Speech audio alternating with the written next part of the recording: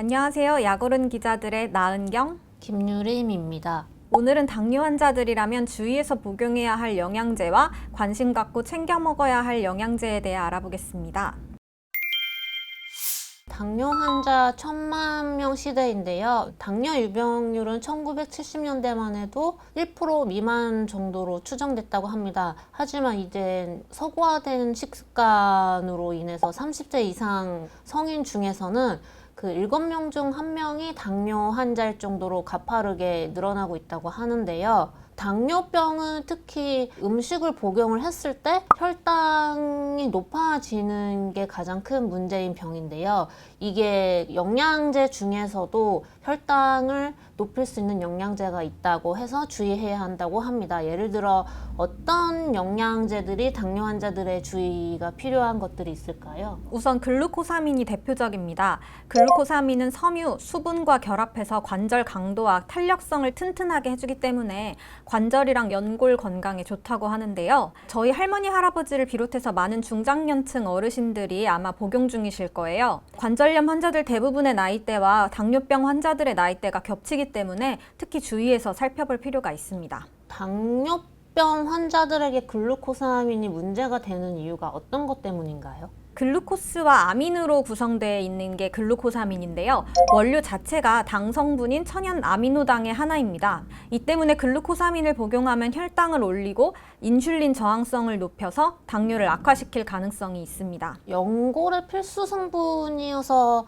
관절 건강에 좋다는 글루코스가 당뇨 환자들에게는 독이 된다는 건데요. 이게 이 이외에 또 다른 영양제 중에서는 어떤 것들을 당뇨 환자가 주의를 해야 하나요? 우리가 니아신이라고도 부르는 비타민 B3도 혈당을 올릴 수 있다고 합니다.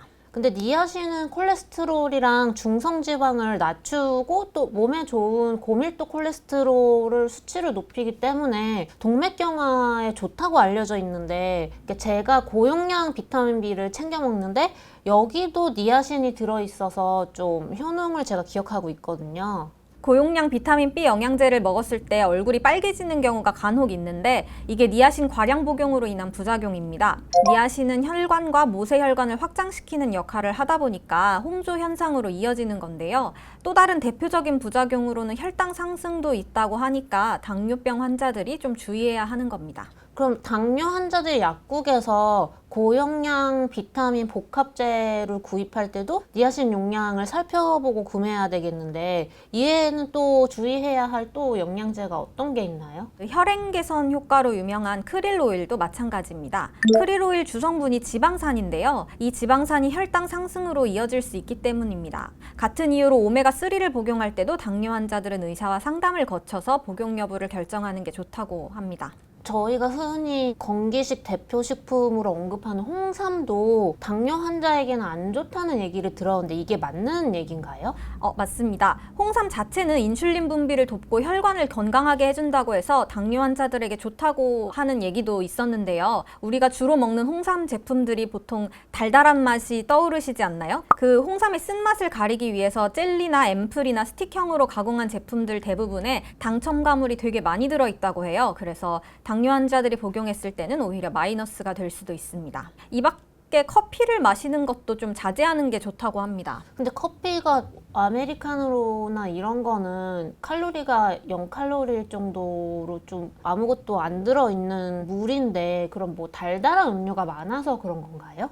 물론 달달한 커피는 절대적으로 피해야 되는 게 맞습니다. 근데 카페인 그 자체도 당뇨에 좋지 않아서 아메리카노를 마시는 것도 별로 권장되지는 않는다고 합니다. 제 주변에도 당뇨 환자분이 계신데 이분은 당뇨 진단 이후에 아메리카노를 주로 드셨어요. 근데 아메리카노라도 주의해야 되는 이유가 카페인이 혈당과 인슐린을 조절하는 기능을 손상시킨다는 연구 결과가 있어서이기 때문입니다. 그러면 커피뿐만 아니라 카페인이 들어있는 에너지 음료나 초콜릿이나 녹차 같은 것들도 주의를 해야 된다는 건데요. 그럼 반대로 당뇨 환자들에게 좋은 영양제나 영양소는 어떤 게 있는 거예요? 약사분들한테 여쭤보니까 비타민 D나 마그네슘 같은 건 당뇨 환자들이 복용하는 게 좋다고 합니다. 그 당뇨 환자들은 마그네슘 대부분이 소변으로 배출되는 경향이 있다고 해요. 또 병의 특성상 일반인보다 혈중 비타민 D 수치도 좀 낮 있다고 하고, 그래서 마그네슘이랑 비타민 D는 우리 몸에 꼭 필요한 영양소인데 그렇게 많이 빠져나가는 경향이 있으니까 당뇨병 환자들은 조금 더 신경 써서 보조식품이나 이런 걸로